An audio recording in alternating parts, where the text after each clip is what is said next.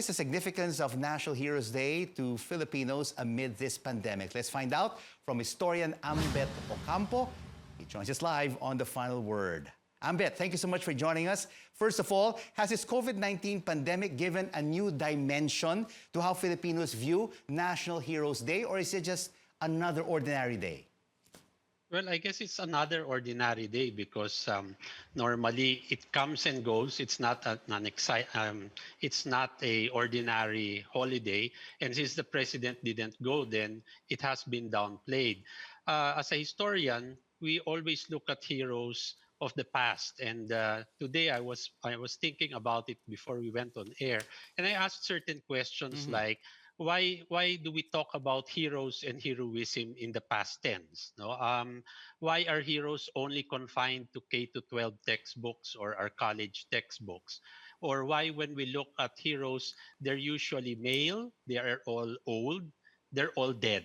So the big question should actually be: do we still have heroes today, or Yes. is heroism old-fashioned? No? So I'd like to think that we have to look and for heroes at this time because the So- news is very depressing. So are our new heroes, Ambeth, our frontliners, and eventually should they be included in history books? Well, they should because of the pandemic. But when you think about it, heroes are people who do ordinary things extraordinarily. You're not a hero just by doing something that you were really made to do. But the pandemic has changed the situation. So we're facing an enemy that we cannot see and that we do not know, and that these people are still working in hospitals and caring for the sick, makes their task more than ordinary, makes it heroic. But what about patriotism? Has this pandemic raised the level of patriotism of Filipinos? Well, one of the things that's sad about our days is that many people are now thinking of going abroad. The sense of being Filipino is not something that some people think about. So I guess it's not a question of heroism. It's actually love of country. Why do you love your country? Why will you stay in your country? Why will you do something to make your country better than when it was when you were born?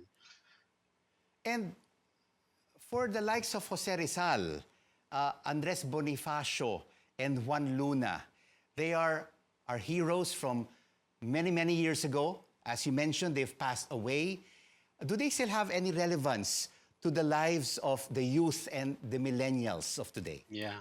Actually, I've been thinking about that also. I mean, why Rizal? Or many people ask me, what would Rizal do if he were alive today? And my question would be, he would still be doing what he did in the 19th century. And if Rizal were alive today, he would probably be shot in Luneta all over again. So he would write against injustice. He would work for education.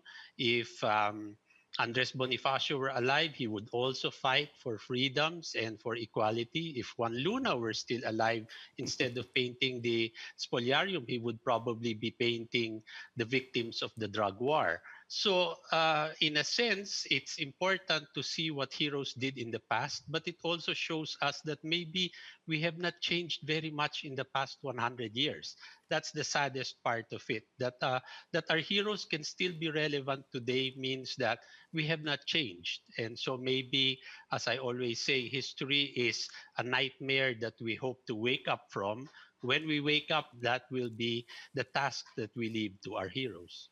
And of course, we have to wake up to our history, Ambeth, and you have a series of talks called History Coming Alive at the Ayala Museum. Give us a teaser of what you will be discussing. I saw you have two sessions. One is about the pandemic, and the other one is about fake news.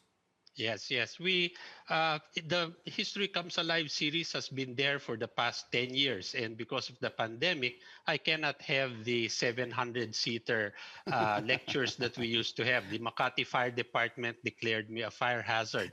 So this year, it's very different because we're going online. And Not a fire hazard, going online. Yes, so we can have more people. But what's interesting about the talk on September 18 about pandemics and the talk in October 2 on fake news is that we see that what we are experiencing today, we saw in the past. Mhm. And so it is a way for us to look at the past and understand the present. The Ayala talks are also interesting because this year, the proceeds of the lectures will actually go to give access, internet access to public school children for a year. So they will be able to connect to their news. So the pandemic has actually changed me from a print historian, and I'm going online lecturing. My books have suddenly been made into ebooks and are now You're now a available in digital Amazon. Yeah. historian. So we have to do other things, no, and move on. The digital historian joining us on the final word, Ambeth Ocampo from the Ateneo de Manila University. Thank you so much for joining us Thank on you. the program.